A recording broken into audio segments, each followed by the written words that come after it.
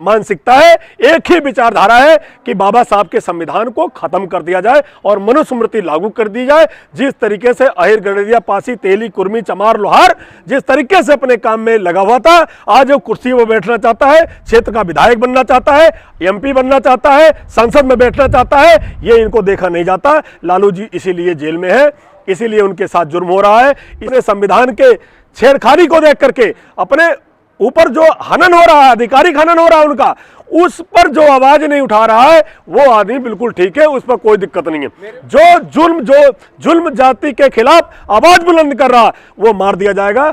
अभी तक उत्तर प्रदेश के अंदर दलितों, पिछड़ों, मुसलमानों, यादवों की, मैं आपको बताना चाहता हूं, 20 से 25 हजार यादवों की और पिछड़ों दलितों की हत्याएं हो चुकी है। योगी सरकार बिल्कुल जो है सामंतवादी सरकार है और ये बिल्कुल भी हमारे पिछड़ों समाज के लिए, हमारे दलित समाज के लिए, अल्पसंख्यक समाज के लिए, मुसलमान समाज के लिए, किसानों के लिए, बेरोजगारों के लिए हितैषी नहीं है। ये देश को बांटना चाहते हैं। जो पिछड़ा वर्ग है इसको शूद्र की कैटेगरी में दे दिया इन्होंने, शूद्र की कैटेगरी में दे दिया कि तुम शूद्रो। तमाम हमारे समाज के बुद्धिजीवी, यादव समाज के बुद्धिजीवी, मैंने देखा हूँ कि तमाम यादव समाज के बुद्धिजीवी, पिछड़े समाज के बुद्धिजीवी कहते हैं गर्व से कहो हम शूद्र हैं। अरे तुम्हें इतनी समझ आ गई कि वर्ण व्यवस्था जो बनाई गई है, ये ब्राह्मणों ने जो बनाई है, जो मन पोंगा पंडितों ने बनाई है, ये गलत है, लेकिन तुम गर्व से कहो हम शूद्र हैं, तो शूद्र भी तो ब्राह्मण ने बनाया है। अरे इनके सारे चीजों पे लात मारो और उठकर खड़े हो जाओ, गर्व से कहो हम भारतीय हैं और हम बहुजन एक है, ये देश हमारा है और हमें इस पर राज करना है, हमें कुर्सियों पर बैठना है। जातिवाद खत्म नहीं हो रहा बल्कि जातिवाद बढ़ रहा है। आप 10 साल के पीछे चले जाओ, 10 साल के पीछे चले जाओ, दिल्ली जैसे, दिल्ली, मुंबई, कलकत्ता, चेन्नई जैसे महानगर है, यहाँ पे पढ़े लिखे एजुकेटेड लोग यहाँ पे रहते हैं। लोगों के अंदर हम लोग को भी देख रहे थे कि शायद ऐसा लग रहा था कि अब जाति, अब दलित के साथ हमारा दोस्त है तो हम दलित के साथ खाना खा लेते, मुस्लिम दोस्त है तो हमारा मुस्लिम के साथ खाना खा लेते थे और हम नहीं देखते थे कौन सी जाति के लोग हैं।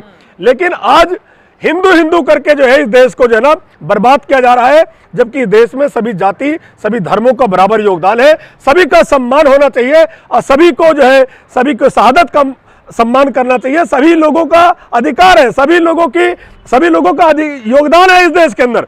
लेकिन भारतीय जनता पार्टी कुछ चंद लोगों के साथ जो है इस देश के अंदर राज करना चाहती है और इसे लोकतंत्र को खत्म करना चाहती है। और मैं आपको बताऊं, जिस तरीके से जातिवाद की बात कर रहे हो कि बीजेपी कहती जातिवाद नहीं है, आज उत्तर प्रदेश के अंदर योगी की सरकार है। आप एमएलए की लिस्ट उठा के देख लीजिए कि एमएलए कौन है, आप मंत्री की लिस्ट उठा के देख लीजिए मंत्री कौन है, एसपी और डीएम कौन है। देश का एक बहुत बड़ा तबका इतना शोषित हो चुका है, इतना परेशान हो चुका है। आज ईवीएम के द्वारा जो है, ईवीएम के जादू द्वारा इस देश के लोकतंत्र, प्रजातंत्र को खत्म किया जा रहा है। आज इस देश के युवा, इस देश का व्यापारी, इस देश का छात्र, इस देश का बेरोजगार इतना परेशान हो चुका है। इस देश के अंदर बीजेपी सरकार कभी भी देश के अंदर गृहयुद्ध की स्थिति ला सकती है और हम आपके चैनल के माध्यम से पूरे देशवासियों को बताना चाहता हूं कि चाहे वो दलित हो, चाहे पिछड़ा हो, चाहे वो अल्पसंख्यक हो, हम सभी को एकजुट होने की जरूरत है। और हम भारतीय सेना में यही रेजिमेंट की मांग के साथ साथ ये कहते हैं, हम इसका खंडन भी करते हैं साथ साथ कि रेजिमेंट जो है सभी खत्म होनी चाहिए, सभी की शहादत और सभी की वीरता है, यह तो नहीं खत्म होती। तो हमारी रेजिमेंट की मांग इसलिए है कि आप सभी भी बाहर आओ, अपनी भी आप मांग करो, या तो रेजिमेंट सभी खत्म हो, नहीं तो हीरो की भी रेजिमेंट बननी चाहिए और आपकी भी शहादत है, आपकी भी रेजिमेंट बननी चाहिए। प्रगतिशील समाजवादी पार्टी लोहिया के सिद्धांतों पर चलती है, समाजवाद के सिद्धांतों पर चलती है। माननीय श्री शिवपाल यादव जी के निर्देशानुसार बहुत जल्दी ईवीएम को लेकर के उत्तर प्रदेश ही नहीं, दिल्ली के अंदर भी देशव्यापी आंदोलन की हम लोग शुरुआत करने जा रहे हैं और लगातार हमारी मीटिंगें चल रही हैं। माननीय शिवपाल यादव लगातार जो है समाजवाद स्थापित करने की बात कर रहे हैं। जिस तरीके से बीजेपी गवर्नमेंट के द्वारा, बीजेपी प्रशासनिक अधिकारियों के द्वारा, उनके एमएलए और गुंडों के द्वारा, जिस तरीके से आप प्रतापगढ़ का मामला देख लीजिए, सभापति का घर तोड़ा जा रहा है, सभापति के ऊपर लगातार जो है उनकी धनराशि बढ़ाई जा रही है, उन पर इनाम बढ़ाया जा रहा है, उनकी हत्या करने की कोशिश की जा रही है। तो ये हम सभी को समझने की जरूरत है। आज सभापति यादव का जो यूनिवर्सिटी तोड़ी गई, जो घर तोड़ा गया वो सभापति यादव का नहीं तोड़ा गया। सभापति यादव का घर इसलिए तोड़ा जा रहा है क्योंकि वो पिछड़ों की आवाज बनता था, वो दलितों की आवाज बनता था, बहुजन की आवाज बनता था। इसलिए तो कई आपराधिक मामले हैं ना सर। कोई आपराधिक मुकदमे नहीं है, कोई आपराधिक मुकदमे नहीं है। योगी जी पे कम आपराधिक मुकदमे हैं, सत्ता में आते ही सारे आपराधिक मुकदमे वापस ले लिए गए। और अमित शाह पे कम आपराधिक मुकदमे हैं, सत्ता में आते हैं सारे आपराधिक मुकदमे वापस ले लिए गए। और प्रतापगढ़ का गुंडा तो पूरे देश को, दुनिया को पता है कौन है। प्रतापगढ़ का गुंडा राजा भैया है, वो गुंडा नहीं है। क्योंकि जब यूपी में जाति देख के कार्रवाई होती है, बिल्कुल कार्रवाई होती है। जब वो सपा में था, जिस टाइम सपा में था राजा भैया, फिर तो वो गुंडा था। अगर वो बीजेपी में आ गया, आज कूल्हे से कूल्हे मिला करके योगी के साथ बैठता हो तो गुंडा नहीं है। तो ये हमारे लोगों को भी समझना चाहिए। और जिन लोगों पे शोषण हो रहा है, एकजुट होकर उनकी आवाज बनना चाहिए। हम लोग जातियों के अंदर और पार्टियों के अंदर बुरे तरीके से बढ़ चुके हैं। कहीं न कहीं हमारे नेताओं का भी श्रेय जाता है कि इन्होंने एकजुट करने की कोशिश नहीं की। जैसे Sikh regiment, Rajput regiment, Rajputana regiment, Gorkha regiment, जिस तरीके से रेजिमेंट भारतीय सेना के अंदर बनाई गई हैं, उसी तरीके से हमारी भी वीरता और शहादत है। हर युद्धों के अंदर, चाहे प्रथम विश्व युद्ध हो, चाहे द्वितीय विश्व युद्ध हो, चाहे रेजांगला हो, चाहे वो 57 का युद्ध हो, चाहे 65 का युद्ध हो, चाहे वो देश के अंदर कभी भी आत्मघाती, आतंकवादी आत्मघाती हमले हुए हैं, यादव वीर जवानों की सबसे ज़्यादा शहादत रहती है।